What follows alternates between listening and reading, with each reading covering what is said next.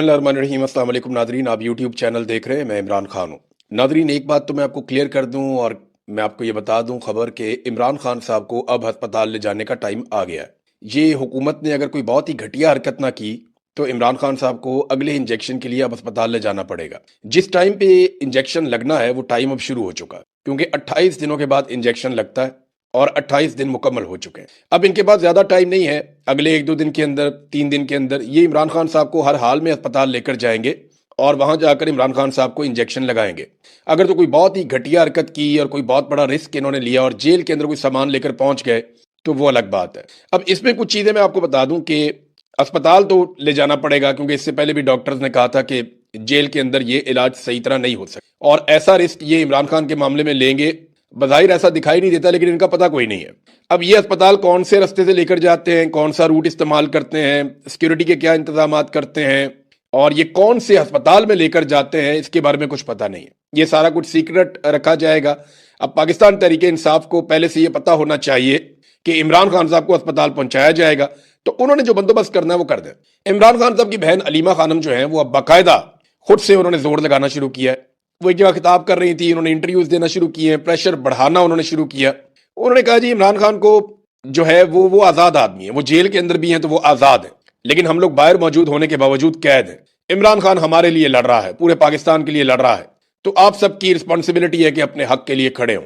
फिर जो गंडापुर साहब ने किया अलीमा खानम के साथ या इमरान खान की फैमिली के साथ, उस पर उन्होंने रद्दमल भी दिया। उन्होंने कहा जी गंडापुर को हटाने का पैगाम इमरान खान ने हमारे जरिए से बाहर नहीं भिजवाया था, बल्कि मीडिया को कहा था। जेल के अंदर जब ये होता था ना, ट्रायल होता था, तो मीडिया जाता था, तो वहां पे इमरान खान साहब ने कहा था मीडिया को जेल के अंदर कि गंडापुर को हटा के सुहेल अफरीदी को वजीर आला खैबर पख्तूनख्वा लगाया जाए। फिर उन्होंने कहा जो गंडापुर इमरान खान को नहीं ना कह सकते, वो अब उनकी फैमिली को कह देते हैं। दरअसल उन्हें गुस्सा इमरान खान पर है और पाकिस्तान तहरीक इंसाफ के जो लोग इमरान खान के लिए लड़ नहीं सकते ना, वो साइड पे हो जाए। ये उन्होंने गंडापुर का पैगाम दिया कि अगर आपने नहीं लड़ना तो आप साइड पे हो जाए। देखिए गंडापुर का प्रॉब्लम क्या हुआ, गंडापुर साहब के साथ ये हुआ कि वो बर्दाश्त नहीं कर पाए। 1.5 साल तक तहरीक की उन्होंने क़यादत की गंडापुर ने, और सारी चीजों के वो मालिक बने रहे, फैसले वो करते रहे गंडापुर 1.5 साल तक, और काफी मायूसी फैलाने के बाद उन्होंने इक़्तिदार छोड़ा और अब 6 महीने भी उनसे बर्दाश्त नहीं हुआ और वो आगे। हैरानकुन तौर पर गंडापुर साहब जब वापस आए हैं तो उन्होंने अटैक एस्टेब्लिशमेंट के ऊपर या हुकूमत के ऊपर नहीं किया, बल्कि गंडापुर साहब ने वापस आने के बाद बिल्कुल शेर अफजल मरवत की तरह सारा का सारा अटैक पाकिस्तान तहरीक इंसाफ और सारा का सारा अटैक गंडापुर साहब ने वापस आने के बाद इमरान खान साहब की फैमिली पे कर दिया। ये मुझे ऐसा दिखाई देता है कि अगर हालात ऐसे ही चलते रहे तो गंडापुर किसी दिन इमरान खान पे ही चढ़ दौड़ेंगे और शेर अफजल मरवत भी। अब शेर अफजल मरवत तो कहना शुरू हो गया आहिस्ता आहिस्ता, वो तो यानी ये भी कहना शुरू हो गया कि मकबूलियत मेरी है, इमरान खान की नहीं है। गंडापुर ने भी ऐसी एक बात की कि इमरान खान से बड़े जलसे तो मैं करता रहा हूं, यानी इमरान खान के बगैर हमने बड़े बड़े जलसे किए हैं। तो जनाब एक तरफ गंडापुर साहब जो हैं वो इस्लामाबाद में आते जाते हैं, वो अपनी एक नई सियासत शुरू कर देते हैं, एक पार्टी के अंदर डिवाइड पैदा करते हैं। दूसरी तरफ सुहेल अफरीदी के लिए मुश्किलात बढ़ती जा रही हैं। वो बेशक वजीर आला इस वक्त खैबर पख्तूनख्वा के, और उन्हें अभी तक पार्टी की सपोर्ट उनके साथ है, कुछ हद तक जो है वो सोशल मीडिया भी उन्हें सपोर्ट करता है। वो कि गुज़िश्ता 2 हफ्तों के अंदर उनके साथ बहुत बुरा हुआ और उनकी परफॉर्मेंस भी ऐसी थी कि जिसके ऊपर तनकीद की जाती, जैसे कि वो बंद हो गए जाके इस्लामाबाद में, और इसके अलावा उनके पास ऑप्शन भी कोई नहीं था, वैसे मैं इतना जानता हूं। तो सुहेल अफरीदी को अब गिरफ्तार करके पेश करने का हुक्म दिया गया है, वो वाले केस में जो उन्होंने कहा था कि मस्जिद के अंदर कुत्ते गए और जब लोगों ने जाकर पूछा कि जनाब ये मस्जिद के अंदर कुत्ते क्यों हैं, तो वहां पे मौजूद अफसरान ने ये कहा कि तुम और ये कुत्ते एक बराबर हो। ये जब सुहेल अफरीदी ने बात की थी, इससे पहले बहुत दफा रिपोर्ट भी हो चुकी है। सुहेल अफरीदी ने ये बयान बाद में दिया था, ये पहले रिपोर्ट हो चुका है, वहां पे गवाह मौजूद है इन बातों के। तो इस केस में यानी रियासती इदारों पे इल्जाम लगाए वो कह रही जब गिरफ्तार करके पेश करो, नाकाबिले जमानत वारंट गिरफ्तारी भी जारी कर दिए गए हैं। नादरीन एक और एतराफ किया राणा सनाउल्लाह साहब ने, ये सारी चीजें आपस में जुड़ती हैं। राणा सनाउल्लाह साहब कहते हैं जी कि इमरान खान साहब के जो मुतालबात हैं वो हम नहीं मान सकते, और उनमें उन्होंने 2 मुतालबात के बारे में कैटेगोरिकली कहा, और मैंने आपको पहले ये बताया था कि ये वो मुतालबात हैं जिनसे एस्टेब्लिशमेंट और हुकूमत डरती है। राणा सनाउल्लाह ने कहा कि 9 मई और 26 नवंबर की इंक्वायरी इमरान खान साहब मांगते हैं, ये मुतालबा हमें कबूल नहीं है। उस वक्त राणा सनाउल्लाह साहब ने कहा कि जब वो इंक्वायरी मांग रहे थे तब चीफ जस्टिस बंदयाल था, तो हम जेल में चले जाते और इमरान खान हुकूमत में आ जाता। तो मैं ये बता दूं कि नहीं, ये जो 26 नवंबर हुआ उस वक्त चीफ जस्टिस बंदयाल नहीं था। 2023 में बंदयाल चला गया था और 2024 में 26 नवंबर होता है, तब काजी फायज ईसा भी चला गया था اور یہ جو موجودہ جج ہے جسٹس یحییٰ افریدی یہ آ گیا تھا. تو یہ بات آپ اپنے ذہن میں رکھیں گے. رانا ثناء اللہ صاحب آدھا سچ بول رہے ہیں کہ اس وقت بندیال تھا. ہاں بندیال اس وقت تھا جب 9 مئی ہوا تھا, اس وقت بندیال تھا. اور اس وقت تو عمران خان نے ایسا کوئی مطالبہ تو عمران خان آج بھی کرتے ہیں, تو آج کروا دیں آپ انکوائری. اب تو سارے ججز آپ کے ہیں. تو معاملہ یہ ہے کہ رانا صاحب سچ بول رہے ہیں کہ اگر انکوائریاں ہوں گی تو پھر عمران خان وزیر اعظم بنیں گے یا وہ اقتدار میں آئیں گے, اور یہ جو اقتدار میں بیٹھے ہوئے لوگ ہیں یہ جیلوں میں جائیں گے. اور سہیل بڑائے صاحب نے ایک اور کالم لکھا. ناظرین میں بار بار کہتا ہوں مجھے اچھا بھی نہیں لگتا, لیکن میں حیران ہوتا ہوں کہ یہ لوگ تھکتے بھی نہیں ہیں, بس بھی نہیں کرتے. عمر کے اس آخری حصے میں بھی ان چیزوں کو اس طریقے سے کوئی کیسے کر سکتا ہے. یعنی انہوں نے ایک اور کالم لکھا پھر تکیہ پاکستان تحریک انصاف پہ اور عمران خان پہ کہ جناب ڈیل کیوں نہیں کرتے, معافی کیوں نہیں مانگتے, ان کو ٹریک پہ آنا پڑے گا, جب تک یہ ٹریک پہ نہیں آئیں گے تب تک یہ نہیں ہوگا وہ نہیں ہوگا. یہ کیا کالم ہے بھائی؟ انصار عباسی صاحب ہوں, سہیل وڑائچ صاحب ہوں, سینئر صحافی ہیں, بہت پرانے کام کرنے والے ہیں, لیکن نہ کریں یار. آپ کی وجہ سے پوری صحافتی برادری بدنام ہو جاتی ہے. آپ لوگوں کی وجہ سے لوگ کہتے ہیں کہ صحافی حق کے ساتھ کھڑا نہیں ہو سکتا. آپ دیکھیں نا یہاں صحافیوں نے کتنی مار کھائی ہے لیکن انہوں نے جھوٹ بولنا شروع نہیں کیا, وہ پھر بھی اپنا کام کر رہے ہیں. کتنے صحافی گرفتار ہوئے, کیا ہوا صدیق جان کے ساتھ, سمیع ابراہیم صاحب کے ساتھ, اور یہ مقبول جان صاحب کے ساتھ, کیا ہوا مطیع اللہ جان کے ساتھ, اسد طور کو بھی گرفتار کیا گیا, اور بہت سارے صحافی ہیں جن کو بار بار گرفتار کیا گیا. شاہد اسلم کو گرفتار کیا گیا, ہمارے لاہور کے اندر کئی صحافی ہیں, زعیم لغاری صاحب ہیں, انہیں گرفتار کیا گیا. پھر آپ دیکھیں جو شاکر ایوان صاحب کے ساتھ ہوا, بھی شمار لوگ ہیں, وہ سارے اپنا کام کرتے ہیں. نئی نسل عزت بنانے کی کوشش کر رہی ہے, آپ لوگ لٹیا ڈبو رہے ہیں پاکستان کی. ارشد شریف بھی صحافی تھا, یہ آپ لوگ کیا کر رہے ہیں؟ یعنی ایک کالم لکھ دیں کم سے کم آپ جس میں آپ یہ کہیں کہ پاکستان کا آرمی چیف ٹریک پہ آ جائے. کسی جگہ پہ یہ لکھ دیں پاکستان کی انٹیلیجنس ایجنسیاں ٹریک پہ آ جائیں. کسی جگہ پہ لکھ جائیں کہ پاکستان کی ملٹری اسٹیبلشمنٹ پاکستان کی سیاست کے اندر کردار ادا کرنا بند کر دے. یہ آپ لکھتے نہیں ہیں. یہ آپ لکھتے ہیں نواز شریف جب مشکل میں ہوتا ہے تب لکھتے ہیں. تو یہ حرکتیں آپ نہ کریں مہربانی کر کے کہ پی ٹی آئی ٹریک پہ آ جائے. بھی وہ ٹریک کے اوپر ہی ہے نا, یہی تو جمہوریت کا ٹریک ہے کہ جناب ہم نے پاکستان میں رول آف لا لے کر آنا ہے, مینڈیٹ کا احترام ہونا چاہیے, اور ہم غلط چیز کو غلط کہیں گے اور نہیں مانیں گے. یہی آزادی اظہار رائے ہے. لیکن ان کا ٹریک پتہ کون سا ہے؟ جہاں پہ سارے سر نیچے کر کے غلاموں کی طرح چلتے ہیں جیسے یہ خود چل رہے ہیں. ناظرین ایک اور کارروائی ڈل گئی پاکستان میں, یہ تو ہونا ہی تھا. یہ جو فائر وال لے کر آئے تھے نا مبینہ طور پہ 40 ارب روپے کی, یہ 40 ارب روپے خالہ جی کا واڑا نہیں ہے. 10 ارب ڈالر کے اندر پوری ایئر لائن بیچی ہے آپ نے. دنیا کی بڑی ایئر لائن پی آئی اے 10 ارب میں بیچی ہے, 38 طیاروں سمیت. درجنوں ان کے بین الاقوامی اور ملک کے اندر روٹس ہیں ان کے سمیت. اس کی ایک گڈ ول ہے اس کے سمیت. بے شمار ٹرینڈ سٹاف ہے اس کے سمیت. اور بھی 10 ارب کا تو ان کا صرف وہ ملبہ پڑا ہوا ہے جو سپیئر پارٹس ہیں ان کے پاس, اور بہت ساری بلڈنگیں عمارتیں ان کے سمیت پی آئی اے بیچی ہے انہوں نے. اب جب یہ انہوں نے پی آئی اے بیچی 10 ارب میں, تو 40 ارب کی انہوں نے فائر وال لگائی تھی چائنا سے لے کر. وہ پاکستان کے سسٹم میں انٹیگریٹ ہی نہیں کی.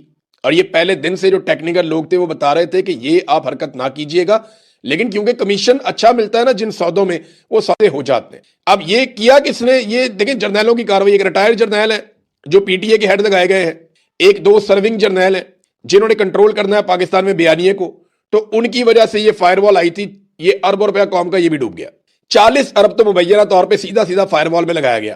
اب کمیشن کتنا ہے سوال کون کرے گا, کون پوچھے گا؟ نیب میں کیس بنے گا؟ کوئی پوچھے گا کہ جناب آپ نے فائر وال لگائی 1.5 سال کے بعد آپ کی فارغ ہو گئی, 1.5 سال آپ نے فائر وال لگائی آپ کے سسٹم کے ساتھ انٹیگریٹ نہیں کی, وہ اربوں روپے کون واپس کرے گا قوم کو؟ یہ سوال کوئی پوچھے گا؟ کون پوچھے گا اور کون جواب دے گا؟ انتہائی بے شرمی ہے. اور یہ فائر وال لگانے کی وجہ سے ہوا ایک اور کام.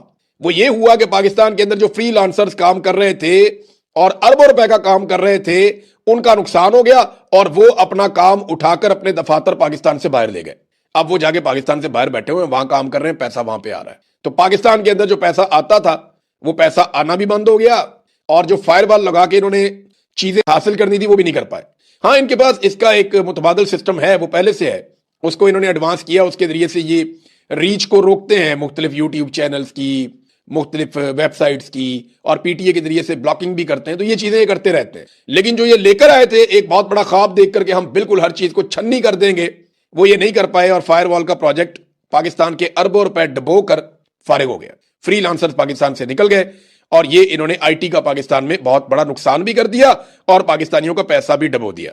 پاکستان کو کون کون سی بڑی کمپنیاں چھوڑ گئی ہیں, یہ میں آپ کو ایک ڈیٹا میرے پاس ہے, میں آپ کے ساتھ شیئر کرتا ہوں. ناظرین 2022 میں پاکستان سے کمپنیوں کے نکلنے کا سلسلہ شروع ہوتا ہے, اور جو بڑی کمپنیاں پاکستان کو چھوڑ گئی ہیں اس میں ایک سنافی ہے, ایک شیل پاکستان ہے, ایک بائر ہے, ایک ٹیلینور ہے, ایک ٹوٹل انرجیز ہے، ایک ایلی للی ہے، یہ فارما کمپنی ہے، بہت بڑی تھی، اور اس کے بعد ویٹرس ہے، پھر لوٹے ہے، پھر اس کے بعد ایک کمپنی مائکروسافٹ ٹیکنالوجی، وہ پاکستان کو چھوڑ گئی 2025 میں، فائزر فارما ہے 2024 میں پاکستان کو چھوڑ گئی، کریم جو ہے، اوبر جو ہے، یہ دونوں پاکستان کو 2025 اور 2024 میں چھوڑ گئی، پھر گل احمد ٹیکسٹائل ہے 2024 کے اندر یہ بند ہو گئی، اس کے بعد پروکٹر اینڈ گیمل ہے، یہ 2025 میں بند ہو گئی، اور جلٹ یہ 2025 میں بند ہو گئی، اور یاماہا یہ 2025 میں، یاماہا موٹرز یہ بھی 2025 میں گئی، اور اب متسوبیشی کمپنی جو موٹرز ہے وہ پاکستان میں یہ بھی بند ہو گئی۔ یہ جناب پاکستان کی معیشت کے ساتھ انہوں نے کیا،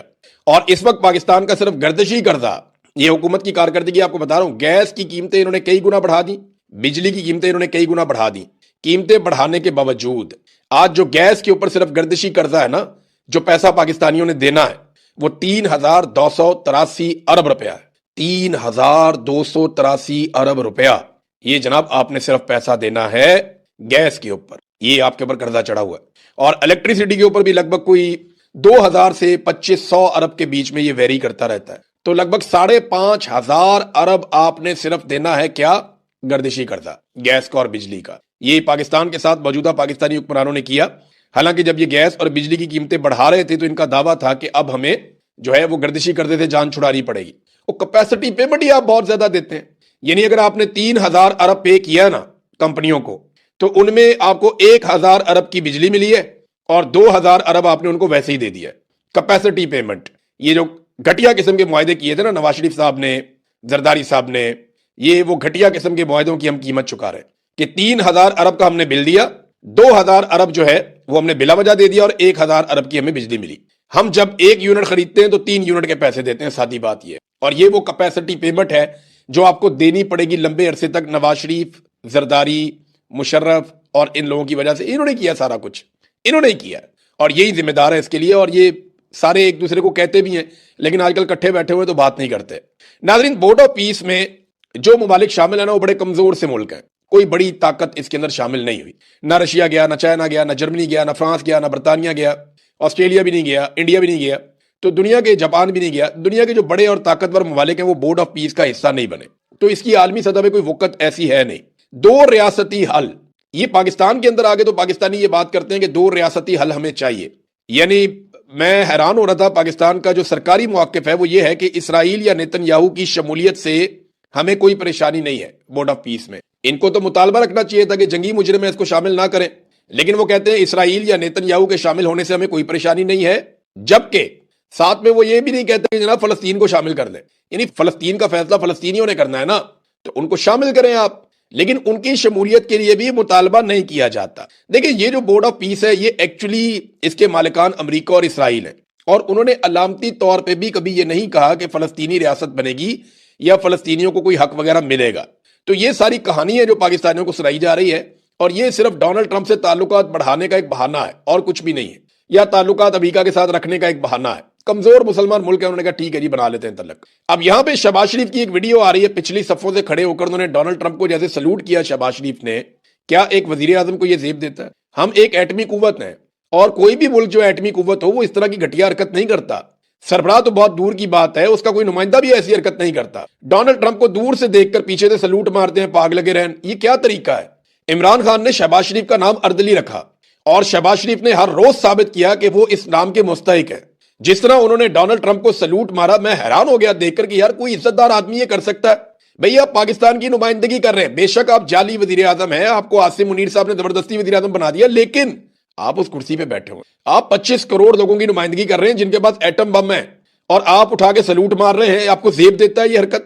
بھئی تعلقات ایسے ہوتے ہیں، آپ تو مراسی بنے ہوئے ہیں ٹرمپ کے۔ ناظرین، ایک اور دعویٰ سامنے آ رہا ہے، مختلف ذرائع اور صحافی یہ دعویٰ کر رہے ہیں کہ پاکستانی جو حکمران ہے اس وقت یا اسٹیبلشمنٹ ہے، انہوں نے جو فائدے یا معاہدے امریکہ کے ساتھ یا امریکیوں کے ساتھ کیے ہیں نا، ان میں ڈونلڈ ٹرمپ کے فرینڈز اینڈ فیملیز کمپنیز جو ہیں وہ فائدہ اٹھا رہی ہیں، یعنی ڈونلڈ ٹرمپ کے بہت قریبی لوگ ہیں، مثال کے طور پہ کرپٹو کا معاملہ ہو، منرلز کا معاملہ ہو، روزویلٹ ہوٹل کا معاملہ ہو یا ریکوڈک کا معاملہ ہو، یہ سارا کچھ جا کر ڈونلڈ ٹرمپ کے قریبی لوگوں کے ساتھ جڑتا ہے، یعنی معاہدے اور ایم او یوز ان کے ساتھ ہوتے ہیں۔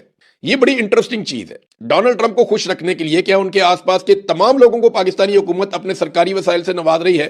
تو ان خبروں کے مطابق تو اس کا جواب ہے کہ ہاں ایسا ہی ہے۔ اور آخری خبر ناظرین، یہ حمزہ خان جو کینیڈین شہری ہیں، یہ بڑے ہونہار طالب علم ہیں، وہ ریسرچ کر رہے تھے، پی ایچ ڈی تھیسس کے اوپر اپنا کام کر رہے تھے، انسانی حقوق اور سیاسی اسلام پر وہ لبرلز کا نقطہ نظر جاننا چاہتے تھے اور پاکستان میں وہ یہ کام کرنے کے لیے آئے تھے۔ اب جناب انہیں اغوا کر لیا گیا کیونکہ وہ ملاقاتیں کر رہے تھے ایسے لوگوں سے جن کا پوائنٹ آف ویو حکومت کو پسند نہیں ہے، یا ایسے لوگوں سے جن کے ساتھ ریاست نے جبر کیا، ظلم کیا، غیر انسانی سلوک کیا۔ وہ ان کے انٹرویوز لے کر اپنا تھیسس کر رہے تھے، تو بھئی وہ تو اپنا پڑھائی لکھائی کا کام کرنے کے لیے آیا، بندہ آپ نے اٹھا کے اغوا کر دیا۔ اب حمزہ کو اغوا کر لیا ہے، فیملی کو تھریٹ کیا جا رہا ہے، اور یہ پاکستان کی انٹیلیجنس ایجنسیوں کے اوپر الزام آ رہا ہے، تو ساری